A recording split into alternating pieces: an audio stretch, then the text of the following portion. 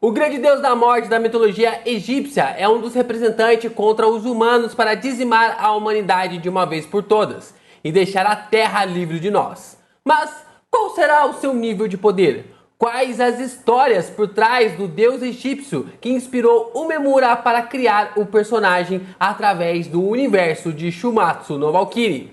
É o que vamos conhecer através do Guidebook!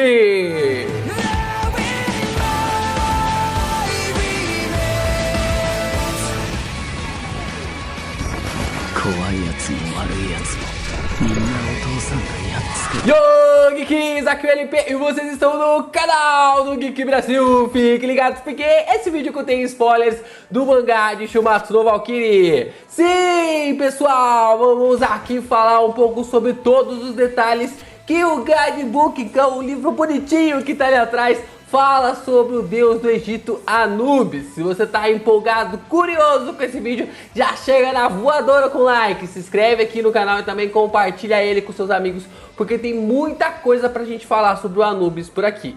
E também, se você quer ajudar o canal do Geek Brasil, você pode comprar os nossos moletons, camisetas e quadros com estampas incríveis que vocês estão vendo aí na tela. O link está na descrição desse vídeo e assim você pode permanecer ajudando o canal do Geek Brasil. Vamos lá, né? A gente tem algumas classificações aqui sobre a apresentação realmente sobre ali o deus Anubis, né? Ali relacionado a Shumatsu no Valkyrie. Para quem não sabe, a obra ganhou um guidebook, né? E eu acabei trazendo todas as referências, tudo que está dentro ali do guidebook. Então tem coisa pra caramba. E aqui nesse vídeo a gente vai falar das inspirações que o Uemura pegou, os contos, as lendas, todas as situações do Anubis que acabou fazendo com que o autor tivesse inspiração para poder assim criar o universo de Shumatsu no Valkyrie. E aí a gente tem vários aspectos, várias ligações bem interessantes sobre o Anubis. O deus Anubis é chamado de rei do submundo, governante do Egito, inventor ali da mumificação e perito da morte. O deus mais obcecado ali pela morte de todos e mais amante da mitologia egípcia, chamado de O Cão Demônio. Então nós temos todas essas alcunhas, né, que como somos chamados ali, a forma como o Anubis pode ser representado e apresentado para nós. E nós temos essas ligações através de seres como algo como o rei do submundo, governante do Egito e cão demônio. É interessante ver que ele também é chamado de rei do submundo e a gente está observando também uma luta entre um rei do submundo contra o imperador da China, o primeiro imperador da China. E aí, será que tem mais aspectos relacionados ao submundo de Shumatsu que vão ser revelados para nós? Na mitologia egípcia, o deus Anubis tomou a forma de um homem com a cabeça de um grande chacal, né, que é uma espécie ali de cachorro. O Egito, o berço da antiga civilização, ou na verdade um dos berços ali da antiga civilização, tem uma longa história. Os primórdios ali do reino podem ser rastreados de até 3.000 anos antes de Cristo, mas o período mitológico pode remontar a vários milênios depois e também antes. A existência de Anubis já pode ser vista ali nos registros dos reinos mais antigos, o que remete que a cultura egípcia já estava influenciando o mundo antes mesmo deles governarem toda aquela região. Antes do Egito ser ali uma grande figura, uma espécie de império daquele lugar, eles já conseguiam influenciar através das suas mitologias. Os mitos estão inscritos com as crenças das pessoas que acabaram adorando ali o Anubis. Então meio que se misturou ali as lendas e os contos para se criar então a história do grande deus Chacal. Em muitos casos, os deuses dos povos derrotados, eles eram negados por seus conquistadores e assim desapareciam. Entretanto, no Antigo Egito, onde o povo tinha uma espécie de uma mente um pouco mais aberta, os deuses conquistados só eram assimilados por seus conquistadores. o que demarca a gente ali uma situação bem interessante nessa evolução de como os egípcios conseguiam enxergar toda essa conquista entre os deuses. Como resultado disso tudo, o único deus poderia ter a personalidade de vários deuses, como mitos e nomes conflitantes. E o caso do chacal, a gente consegue ver que o modelo ali para o deus Anubis, que pode ter começado com um deus relacionado ao povo do deserto. O Anubis, cujo símbolo é um couro de vaca embebecido ali em sangue, também é um mistério. Na mitologia egípcia, Anubis reinava como o deus dos mortos. No início, ele apenas respeitava os faraós reais, para que os faraós reais pudessem ter ali uma pós-vida de uma forma melhor. Na antiga tradição egípcia, o faraó que foi morto por um veneno de uma víbora depois de governar por mais de 28 anos. E a gente observa que nessa antiga tradição egípcia, um faraó acabou sendo morto pelo veneno de uma víbora depois de governar por mais de 28 anos.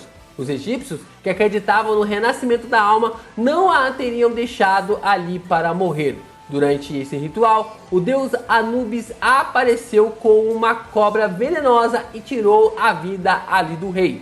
Quando este costume acabou morrendo, Anubis continuou sendo o mensageiro da morte e assumiu a forma da sétima encarnação completa com a faca e a cobra giratória. É interessante ver nesse detalhe como o Egito pode ter sido pai desse negócio de assimilar os deuses em suas culturas, como Roma fez com Grécia milênio depois, e aí como a Grécia acabou fazendo ali com os povos babilônicos e assim sucessivamente. Então todos esses deuses foram sendo substituídos ali através dessas ligações e através da forma como eram sobrepostos pelos demais povos que eram ali conquistados.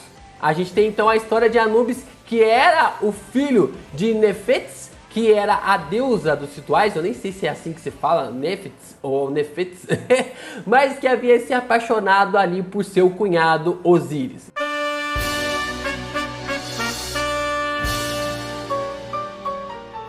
A situação não é mais complicada assim pro Hades, né? Que acabou se apaixonando ali pela sua sobrinha, né? Mas agora a gente tem uma situação de que a Nefetes acabou se apaixonando ali pelo cunhado Osíris.